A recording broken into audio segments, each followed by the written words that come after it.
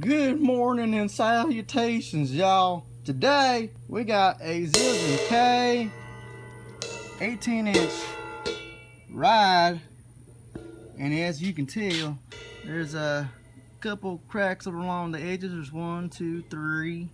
I know there's more right here. 4. And where's the other one? Right, no, that ain't one.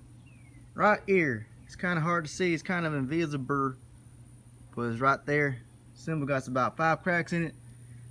We're gonna repair this baby up, but before we do, let's give it a little sound test.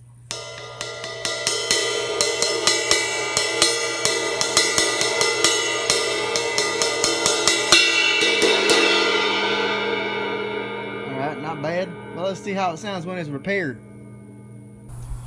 Alright, y'all, we're back with the Zildjian K 18-inch ride. This is a very old cymbal, by the way.